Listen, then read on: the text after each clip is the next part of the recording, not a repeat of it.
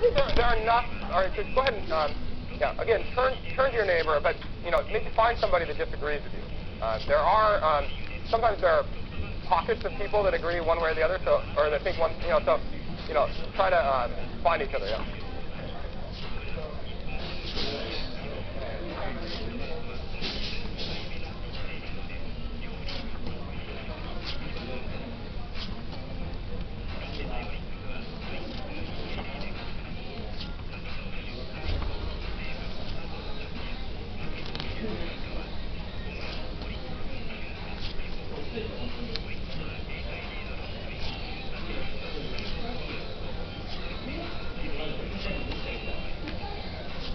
So, yeah, no, I understand. But then you can try to figure out the expression for the fraction bound, and how that makes. So this is what we're gonna, and that's actually kind of weird as well.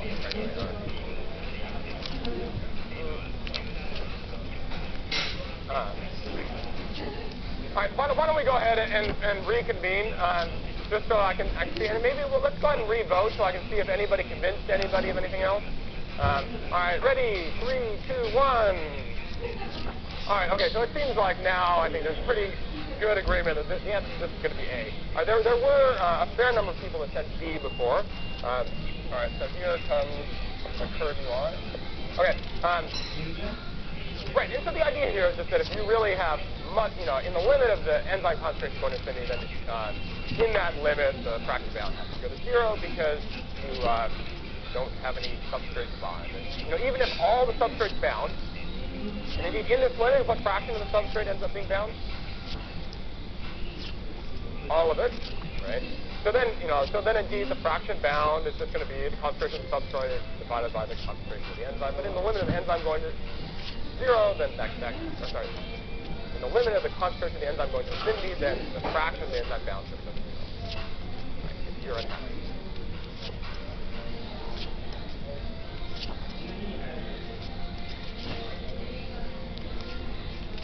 Okay, all right, so now, all right, so there's this one.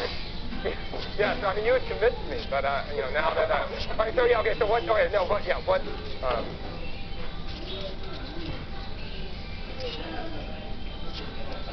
big step.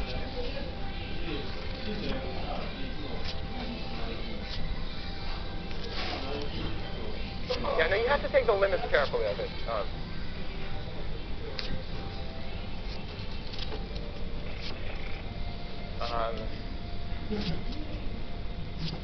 Yeah, but I think that there is a, yeah, I think that the clearest way to think about it is as just that single enzyme, because it's certainly going to have some rate of binding, and then once it's bound, it's going to have some rate of falling apart, and that ratio, that ratio is not a function of whether there's one enzyme or two.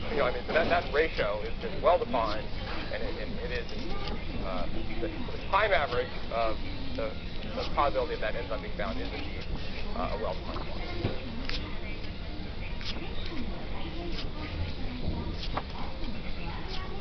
Well, I mean, people always like to argue these.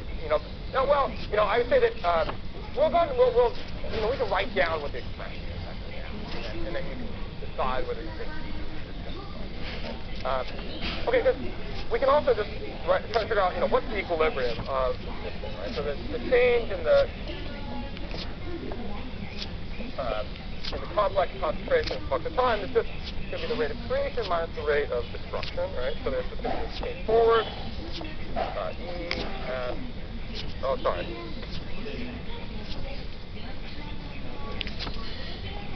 These brackets are awful. KR, yes. All right, and we just want to set this equal to 0, right? If we want to figure out what the equilibrium there is. And, and you can, in sort of one line, you can find that indeed that the fractions bound could be written as the concentration of the substrate here divided by Kg plus F. Right, and is this correct from the standpoint of units?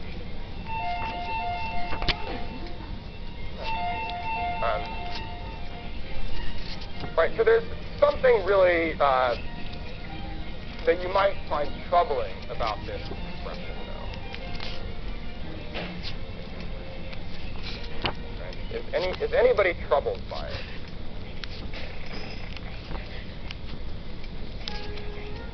Right, you say, well, what if E total is 0? Okay, I say that if E total is actually 0, now I think that the fraction, now I think that's an ill-defined quantity. So at some point I'll side with the philosopher here. Right?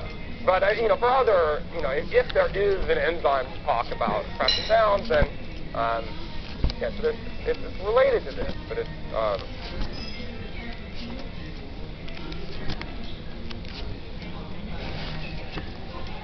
right. Okay, so we've already discussed kind of from our intuition that as E total goes to infinity, then the fraction bounds supposed to go what? To 0, we decided, right? And does this expression do that? Yes. So this is S, not S total. And this is the thing that is once again really easy to screw this up, okay? Because in many contexts, S and S total are the same thing. Especially in the context of enzyme kinetics, it's often the case that the concentration of the enzyme is really rather low, and then the substrate concentration is huge. So then S and S total we can really treat as being interchangeable. Okay. But here, but in the general context, we can't. And this concentration of S, this thing is a function of the concentration of the enzyme. Okay. So this guy here, it's a function of, well, how much the total amount of substrate you add, and also E total, and for that matter, KD, right?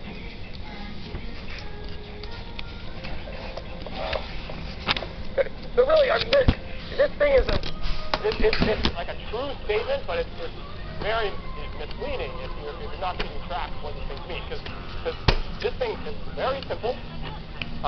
Except for that it's really actually complicated because this S actually depends on everything, right? Now, there's one context in which you see, I think, safe in assuming that S and S total is the same, and that's in the limit of, for example, E total going to 0. Because you just have one enzyme, then this expression is essentially always valid. And, okay, every now and then, you might be using up one of your substrate molecules occasionally, right?